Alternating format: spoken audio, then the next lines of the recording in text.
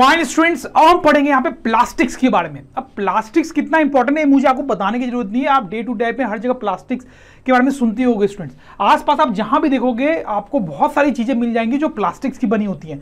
जैसे कि मैं आपको कुछ इमेजेस भी दिखाता हूं, ये देखो, ये सारी चीजें, कितनी सारी चीजें हैं, ये सब की सब प्लास्टिक से बनी हुई है स्टूडेंट्स। मतलब आप आसपास देखोगे तो इतनी सारी चीजें मिल जाएगी आपको प्लास्टिक से बनी हुई कि आपको लगेगा कि अगर आपने प्लास्टिक नहीं पढ़ा तो आपने कुछ पढ़ा ही नहीं है। हालांकि यहाँ पे तो इस कोर्स में हम बहुत ब्रीफली उसके बारे में देखेंगे। और स्टूडेंट्स, प्लास्टिक्स होते ही बहुत टाइप के, बहुत टाइप के प्लास्टिक्स हैं, लेकिन जितने भी टाइप के प्लास्टिक्स हैं उनको दो कैटेगरीज में डिवाइड करके हम पढ़ सकते हैं। तो पहली जो कैटेगरी है दैट इज थर्मोप्लास्टिक्स और दूसरा है थर्मोसेटिंग। तो दोनों में क्या अंतर है? तो देखो क्या होता है कि कुछ प्लास्टिक्स ऐसे होते हैं कि मान लो ये एक प्लास्टिक का ब्लॉक है, आपने इसको हीट किया तो क्या हुआ, ये बड़ा सॉफ्ट हो जाएगा। हीट होने से सॉफ्ट हो गया तो उसके बाद आप इसको मोल्ड कर सकते हो, किसी भी शेप में डाल सकते हो। तो आप कोई चीज बना लोगे इससे, जो भी आपको चाहिए।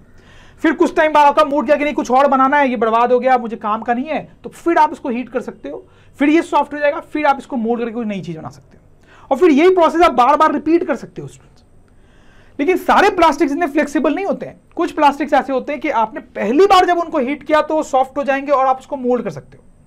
लेकिन दोबारा जब आप अगर हीट करोगे तो अब ये सॉफ्ट नहीं होगा, अब आप इसको दोबारा किसी और चीजें मोल्ड नहीं कर पाओगे, अब यही चीज रहेगी आपके पास। समझ में आई बात?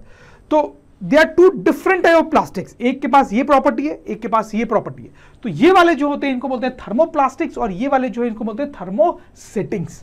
आई होप यू अंडरस्टैंड दिस। इसको थोड़ा लिख भी लेते हैं हम। A plastic which can be softened repeatedly by heating and can be moulded into different shapes again and again is called thermoplastic. Thermoplastics are also known as thermosoftening plastics. और इसके examples है स्टूडेंट्स पॉलीथीन, पॉलीविनाइल क्लोराइड। तो ये कुछ type के thermoplastics हैं। और thermoplastics का बहुत सारी चीजों को बनाने में यूज होता है, जैसे कि toys, combs, various type of containers. A plastic which once set does not become soft on heating and cannot be molded a second time is called a thermosetting plastic. Thermosetting plastics are also known as thermosets. और इसके कुछ examples है students, जैसे bakelite, melanin. तो ये नाम आपको याद रखने पड़ेंगे स्टूडेंट्स। खास करके मैं बेकेलाइट के बारे में बताऊं तो वो होता है poor conductor of heat and electricity, जिसके कारण आप सोच सकते हो उसे क्या बनाते होंगे। Electric switches, handles of utensils जैसे किचन में यूज होते हैं। जो मेलानिन जो होता है वो फायर रेजिस्टेंट होता है, ठीक है, वो बहुत हीट को टॉलरेट कर सकता है एक्चुअली। तो इसका यूज होता है फ्लोर टाइल्स, किचन वेयर को बनाने में, ऐसे फैब्रिक्स को बनाने में भी यूज होता है जो कि फायर रेजिस्टेंट होते हैं। तो अब हम ये देखेंगे कि दोनों टाइप के जो प्लास्टिक्स हैं इनका बिहेवियर अलग क्यों होता है। तो सबसे पहले तो आप ये जाने कि जैसे हमने पढ़ा था कि सिंथेटिक फाइबर्स जो हैं वो पॉलीमर्स से बने होते हैं। पॉलीमर्स क्या होता है मैंने आपको बताया था स्टूडेंट, ये चेन लाइक स्ट्रक्चर्स होते हैं। वैसे ही प्लास्टिक्स भी पॉलीमर से ही बना होता है स्टूडेंट्स, प्लास्टिक भी पॉलीमर से ही बना होता है। लेकिन दोनों के स्ट्रक्चर में बेसिकली डिफरेंस होता है, जिसके कारण दोनों की प्रॉपर्टीज अलग है। जैसे ये जो थर्मोप्लास्टिक्स होते हैं उनमें कुछ इस तरह के चेन्स होते हैं पॉलीमर्स के, ठीक है, इस तरह के चेन्स होते हैं। लेकिन थर्मोसेटिंग्स में इस तरह के चेन्स नहीं होते हैं, इस तरह की सेटिंग्स होती है। मॉलिक्यूल्स कुछ इस तरह से कनेक्टेड होते हैं आपस में। आप देखो, अगर आप इनको अलग अलग चेन्स की तरह मानोगे तो वो चेन्स भी आपस में कनेक्टेड है, क्रॉस्ड लिंक्ड है। यहाँ पे लीनियर है, यहाँ पे क्रॉस्ड लिंक्ड है। तो होता क्या है कि ऐसा स्ट्रक्चर होने के कारण जब आप हीट करते हो प्लास्टिक को तो ये जो चेन्स है वो आपस में एक दूसरे के ऊपर स्लाइड कर सकते हैं, यू नो, और उसके कारण ये सॉफ्ट हो जाते हैं। लेकिन आप यहां पे सोच सकते हो कि यहां पर उनका स्लाइडिंग पॉसिबल नहीं है क्योंकि वो आपस में भी कनेक्टेड है, ठीक है, इसलिए ये दोबारा सॉफ्ट नहीं होते। तो ये जो स्ट्रक्चर में अलग है उसी के कारण प्रॉपर्टी भी अलग होती है। इसको भी लिख लेते हैं ताकि आप एग्जाम में अगर आपसे पूछा जाए कि ये ऐसा क्यों है और ये ऐसा क्यों है तो आप लिख सको। In thermoplastics the long polymer chains are not cross linked with one another. I hope you understand this, ये हमने पढ़ा है। Due to this on heating the individual polymer chains can slide over one another. This makes thermoplastic soft and capable of melting.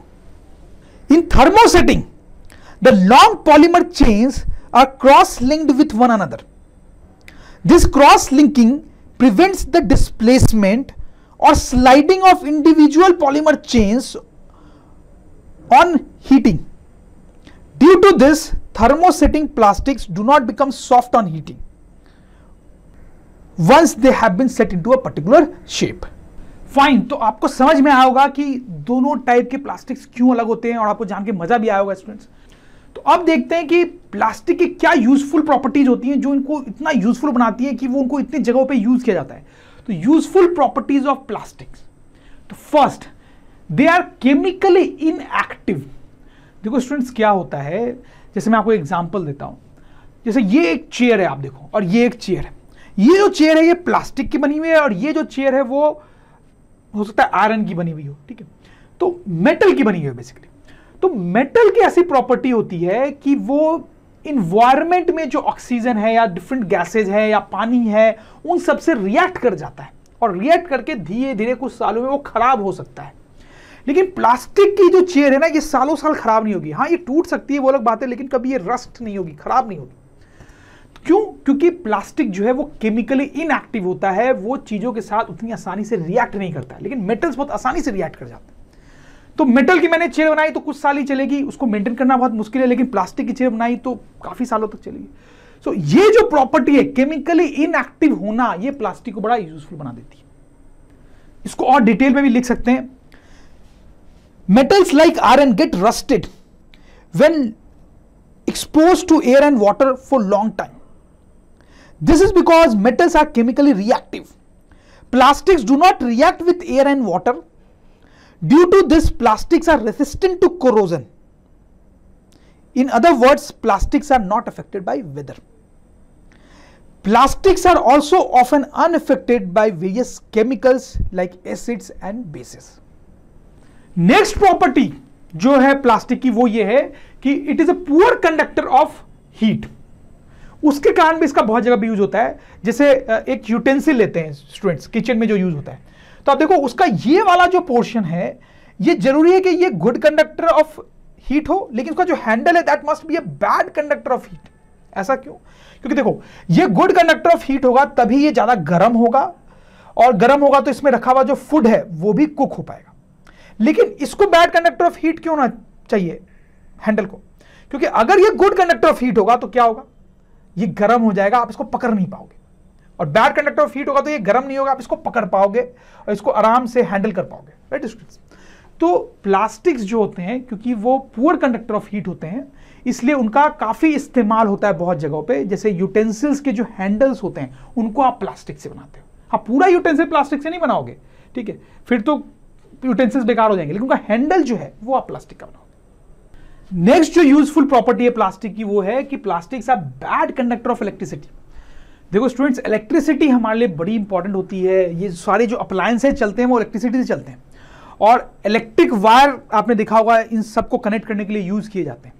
तो जैसे ये electric wire है students, ठीक है, आपने देखा होगा कि अंदर मेटल का बना होता है, जनरली कॉपर का बना होता है, और उसके ऊपर एक प्लास्टिक की लेयर होती है. ठीक है, तो अंदर तो आपको गुड कंडक्टर ऑफ इलेक्ट्रिसिटी चाहिए होता है, तभी तो उससे इलेक्ट्रिसिटी फ्लो करेगी और हमारे अप्लायंसेज चलेंगे. लेकिन इलेक्ट्रिसिटी के साथ प्रॉब्लम ये होता है स्टूडेंट्स कि अगर आपने इस वायर को छू दिया जिससे करंट फ्लो कर रहा है, अगर आपने उसको छू दिया तो आपको करंट लगेगा and you can actually die. This can be very dangerous. इसलिए उसके ऊपर एक इंसुलेटिंग लेयर होना जरूरी होता है, जो कि जनरली प्लास्टिक का लेयर होता है. उसको लगाने से क्या होता है कि अब आप इस वायर को अगर टच करते हो तो आपको करंट नहीं लगेगा and it is very safe. तो क्योंकि प्लास्टिक ऐसी प्रॉपर्टी है कि it is bad conductor of electricity, तो उसको इलेक्ट्रिक वायर्स को ऐसे कवर करने के लिए यूज किया जाता है. फिर जो इलेक्ट्रिक स्विचेस आप देखते हो जिससे आप ऑन ऑफ कर सकते हो अप्लायंसेस के, वो भी प्लास्टिक के बने होते हैं, क्योंकि इसको आपको छूना है. तो अगर ये कॉपर का बना होगा तो आपको करंट लग जाएगा. तो इसको प्लास्टिक या किसी भी बैड कंडक्टर ऑफ इलेक्ट्रिसिटी का बना हो ये जरूरी है. राइट? दूसरी जो प्रॉपर्टी है प्लास्टिक की वो ये है कि plastic is light and cheap. At the same time it is strong and durable. अब जैसे मैं आपको एग्जांपल देता हूं कि जैसे ये आपने मेटल का पाइप बनाया, ठीक है, और ये आपने प्लास्टिक का पाइप बनाया, तो आपने देखा होगा कि प्लास्टिक की चीजें जो है वो हल्की होती हैं. तो ये बड़ा फायदा है कि आप मेटल से कोई चीज़ बनाओगे तो वो हैवी होगा, उसको कैरी करना डिफिकल्ट होगा, प्लास्टिक की चीज़ें हल्की होंगी, ड्यूरेबल भी होती हैं, और eight the same time metal को जनरली समझा जाता है कि वो बहुत स्ट्रांग होते हैं, बट प्लास्टिक्स भी बहुत स्ट्रांग हो सकते हैं students. At the same time they can also be very cheap, तो उसके कारण बहुत सारी चीज़ों को बनाने में उनका यूज होता है। और नेक्स्ट जो कि बड़ा ही इंपॉर्टेंट पॉइंट है कि plastics can be moulded into different shapes, तो उसके कारण आप बहुत आसानी से बहुत सारी डिफरेंट चीजें प्लास्टिक से बना सकते हो। जैसे क्या क्या चीजें आप बना सकते हो, buckets, mugs, furniture items, bags, slippers, toys, combs, toothbrush, और ऐसे लिस्ट इज एंडलेस स्टूडेंट्स। तो स्टूडेंट्स, अगर ड्रोन स्टडी की ये वीडियोस आपको अच्छे लग रहे हैं तो आप प्लीज इनको लाइक करें, सब्सक्राइब करें, कमेंट्स लिखें स्टूडेंट्स, अपने थॉट्स बताएं, हमारे साथ शेयर करें कि आप और क्या चाहते हैं। और इतना ही नहीं स्टूडेंट्स, सबसे इंपॉर्टेंट नीचे शेयर बटन पे क्लिक करें और अपने दोस्तों के साथ इन वीडियोस को व्हाट्सएप और फेसबुक पे शेयर करें स्टूडेंट्स, ताकि वो भी इन वीडियोस का फायदा उठा सकें स्टूडेंट्स, राइट।